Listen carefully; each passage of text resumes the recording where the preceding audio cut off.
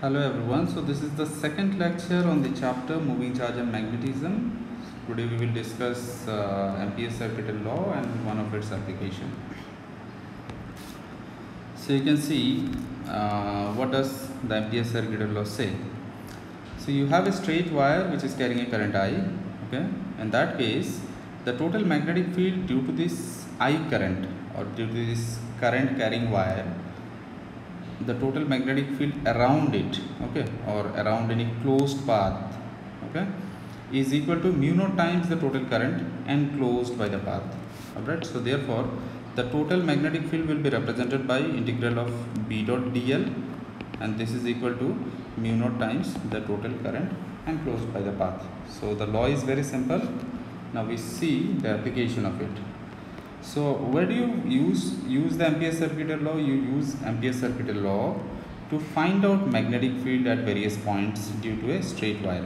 Now you have this straight wire which is carrying current along the left, you see, okay. So we'll have three situations here.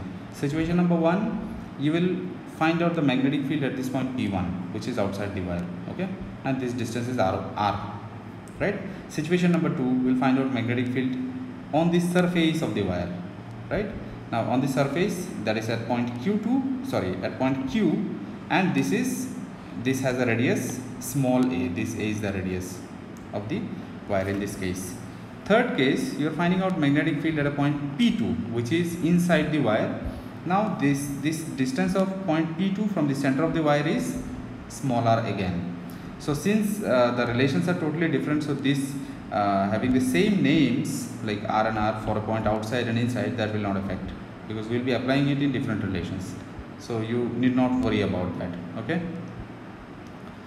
And yeah, now if you apply Ampere's if you apply right hand rule, okay, right hand thumb rule, to find out the direction of the magnetic field, then you align your thumb along the direction of the current, which is towards the left. You will see that the fingers curl in this manner, okay, the fingers curl above. So in that case, your magnetic field is acting along this direction, okay. If the current goes this way, then the magnetic field will act along this direction, all right, along this line, or this is like behind the page, this is above the page. These dotted lines are above the page, okay.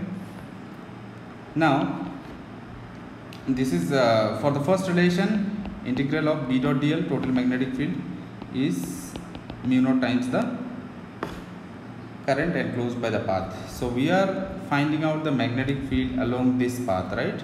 So the total magnetic field is mu naught times I, straightway in accordance with Ampere's circuital law. Now B is constant at a certain point, say at a point P1. So B is constant, we'll have integral dl equal to mu naught I. So what is the angle between B and dl?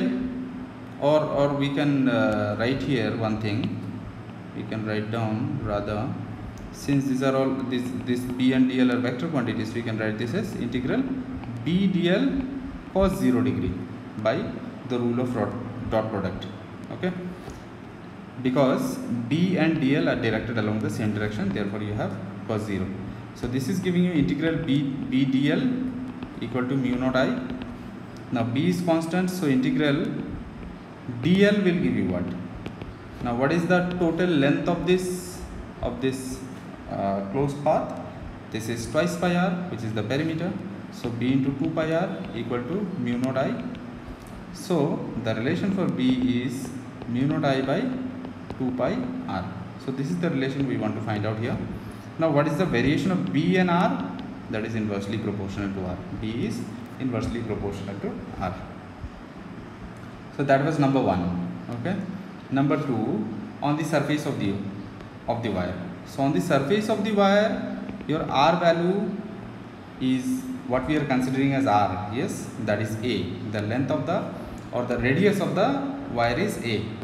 So in that case, your relation will become mu naught I divided by 2 pi a. Okay, so here also we have B inversely proportional a or B inversely proportional r. Let's see the third situation. Now if the current flows only at the surface, the first of the third situation is current flowing at the surface of the wire. Second is current flowing uniformly through the wire. Okay, so if I show you the diagram again, current flowing only at the surface, that means current will be here. Inside there is no current. Okay, and the second of the third case is current flowing uniformly. Okay, current is flowing uniformly. So we'll have different relations for both of them. Firstly, now if you apply Ampere's circuit law in the first situation, that is current flowing only at the surface, in that case your magnetic field, total magnetic field is mu naught times the current enclosed by the surface, we tell, right? So the surface is enclosing no current, inside it there is no current, therefore it is 0, therefore the B value comes out to be 0 here. Okay, next situation number B, when current is distributed uniformly. Now you see, this is the wire. Now we are finding out magnetic field at this point P2. Okay, and your radius of the wire is A. So current carried by a cross section R, okay, by a wire of cross section R will be, say we denote that current by I prime, that is current, since we are considering the current to be uniform through the wire, so current per unit area, cross section area of the wire, right, multiplied by cross section area of this section, okay, of this cross section. So it is pi r square, I by pi a square into I by pi r square. Now this I prime is telling you the amount of current passing through this section only, mind it. We are leaving these outside sections, only interior sections. When we are talking about I current, it is the current passing through the entire wire. Now since the distribution was uniform, so we can consider current per unit area, current per unit cross section area for the entire wire multiplied by this cross section area, okay, so that is I prime. Now your Ampere's law will become integral B dot dl equal to mu naught I prime. So what is the value of I prime? That is I r square by a square, isn't it? So mu naught I r square divided by a square. Okay, on the left side what do you have? Integral B dot dl, so again it will be B dl cos 0 degree. Okay, so ultimately you will have integral B integral dl equal to mu naught I r square divided by a square. Okay, so what is B integral dl? Now this dl is which closed path or length of this is small, or integral dl is the total length, isn't it? Total length of which path? Of this path. Yes, so what is the total length of this path? That is 2 pi r. So B into 2 pi r equal to mu naught I r square divided by a square. So you get B equal to mu naught I r divided by 2 pi a square. So that is your relation here. Okay.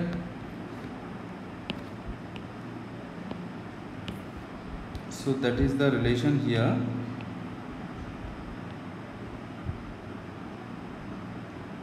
Let me remove this. Alright, leave it. Just leave it.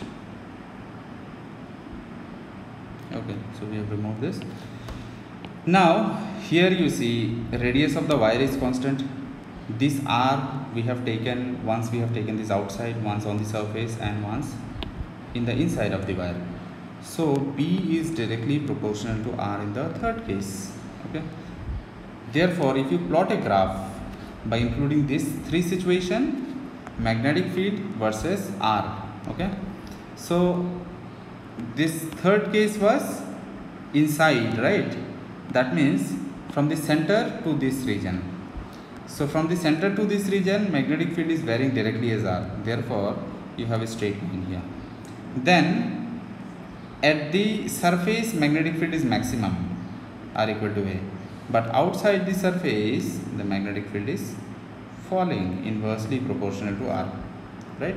So this is the graph plot for the given three situations. Okay, I'm not including solenoid and toroid in this lecture. I'll do that in a separate lecture.